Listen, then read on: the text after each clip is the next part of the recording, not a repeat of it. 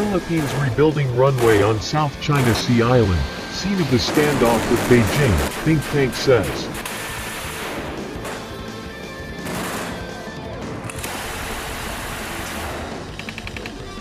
The Philippines has started construction on the runway and upgrading other facilities on the South China Sea territory that was last year the scene of a standoff between Chinese and Philippine vessels, according to a Washington-based think tank.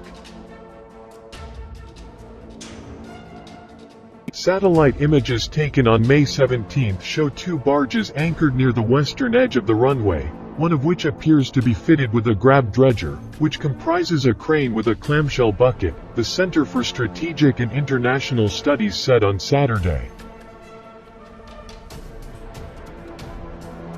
The airstrip on Thitu Island was built in the 1970s and was the first of its kind in the Spratly Islands. Over time, however, the western end of the runway crumbled which, coupled with the poor condition of its surface, made it difficult for aircraft to take off and land. Besides the repairs to the runway, 7 new buildings were built on Thitu last year, 4 of them close to a residential area on the eastern side of the island. The standoff, in August, happened when a fleet of Chinese vessels, including fishing, Coast Guard and Navy ships, blocked a ship from the Philippine Bureau of Fisheries and Aquatic Resources from approaching the area.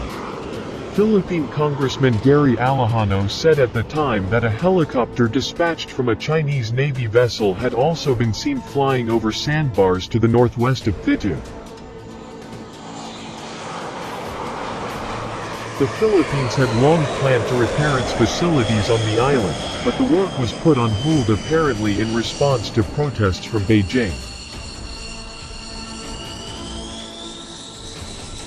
Colin Coe, a research fellow with the Maritime Security Program at the S. Rajaratnam School of International Studies, said the decision to proceed with the repairs and upgrades on Thitu might be a sign of the growing domestic pressure on Philippine President Rodrigo Duterte to stand up to Beijing. The statement said that the government has allocated 1.3 billion pesos for construction and repair works on the island, including the concreting of the runway, that has been damaged by erosion.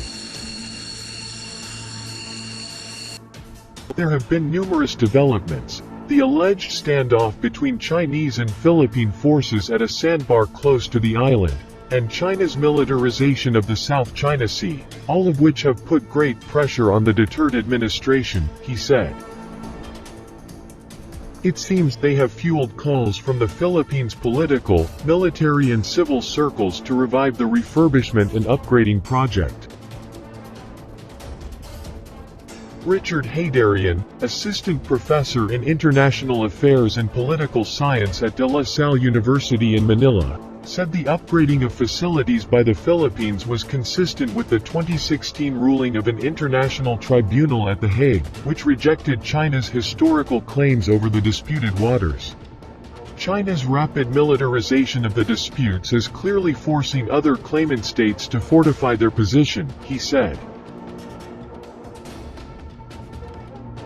The South China Sea is a resource-rich area claimed by Beijing, the Philippines, Vietnam, Malaysia, Brunei, and Vietnam. The United States is not a claimant state but has sent military vessels to the disputed waters for freedom of navigation operation. Last week, an H-6K strategic bomber from the Air Force of China's People's Liberation Army landed on Woody Island in the South China Sea, triggering accusations from the Pentagon that Beijing was increasing tensions and destabilizing the region, as well as protests from Vietnam. China has been steadily building up its civilian and military facilities in the disputed waterway. According to a recent Reuters report, which cited satellite images, China now has almost 400 buildings on Subi Reef, the largest of its 7 man-made outposts in the Spratly Islands.